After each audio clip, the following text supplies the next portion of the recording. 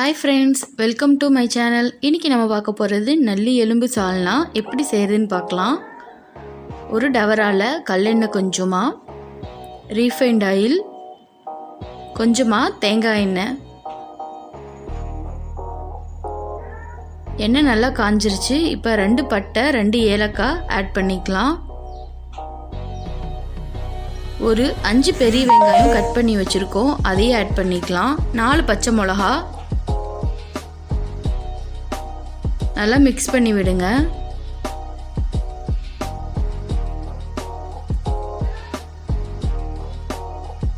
நல்லா வணங்கிருச்சு ஓரளவு பெரிய வெங்காயம். இப்போ சின்ன வெங்காயம் இந்த மாதிரி மிக்சியில் அரைச்சி வச்சுருக்கோம், அதையே ஆட் பண்ணிக்கலாம். நல்லா பச்சை ஸ்மெல் போகிற வரைக்கும் வணக்கிக்கலாம். இப்போ இஞ்சி பூண்டு மசாலா தேவையான அளவு.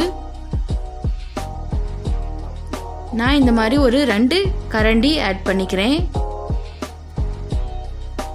நல்லா மிக்ஸ் பண்ணி பச்சை ஸ்மெல் போகிற வரைக்கும் வணக்கிக்கலாம்.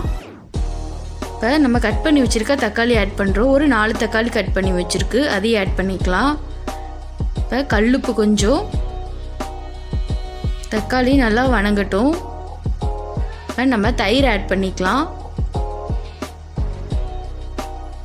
1 கப் அளவுக்கு தயிர் ஆட் பண்ணிக்கலாம்.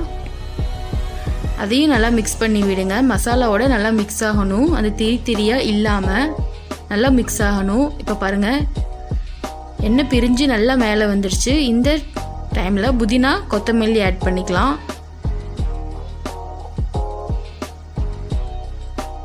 நல்லி எலும்பு சால்னா ரொம்ப ஸ்ட்ரென்த்தான ரெசிபி. கொஞ்சமாக மஞ்சள் தூள், காரத்துக்கு தகுந்த மாதிரி மிளகாய் தூள் ஆட் பண்ணிக்கலாம். ஒரு 4 ஸ்பூன் அளவுக்கு நான் ஆட் பண்ணிக்கிறேன்.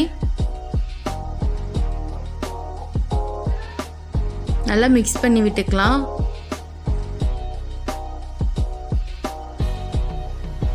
பாருங்க, எல்லாமே நல்லா மிக்ஸ் ஆயிடுச்சு. இப்போ நம்ம வாஷ் பண்ணி வச்சிருக்க நல்லி எலும்பெல்லாம் ஆட் பண்ணிக்கலாம். இது பரோட்டாக்கு, சப்பாத்திக்கு, தோசை, இட்லி, பணியாரம் எல்லாத்துக்குமே ரொம்ப பர்ஃபெக்டாக இருக்கும் இந்த குருமா. ரொம்ப டேஸ்டியான குருமா கூட. குக்கரில் செய்யாமல் இந்த மாதிரி நீங்கள் டவரால் செஞ்சால் அது ஒரு தனி டேஸ்ட்டாகவே இருக்கும். இந்த மாதிரி மிக்ஸ் பண்ணி விட்டு மூடி வச்சுருங்க ஒரு 5 நிமிஷம் அளவுக்கு. இப்போ நம்ம தேவையான அளவு தண்ணி ஆட் பண்ணிக்கிறோம்.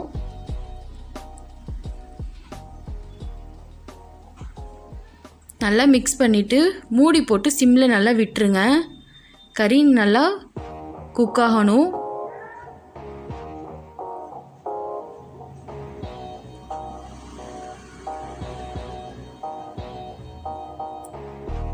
இப்போ பாருங்கள், ஓரளவு நல்லா மட்டன் குக் ஆயிடுச்சு. எண்ணெய் பிரிஞ்சு நல்லா மேலே வந்திருக்கு.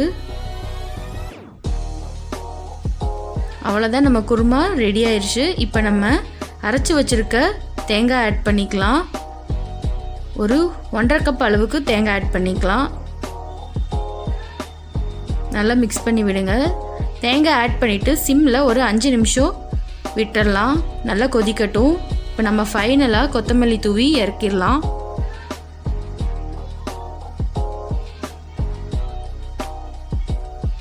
நம்ம நல்லி எலும்பு சால்னா ரெடி ஆயிடுச்சு.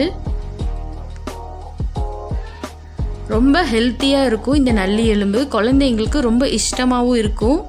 இப்போ பாருங்கள், சூப்பராக நம்ம மட்டன் குக் ஆயிடுச்சு. இந்த வீடியோ கண்டிப்பாக உங்களுக்கு பிடிச்சிருக்குன்னு நினைக்கிறேன்.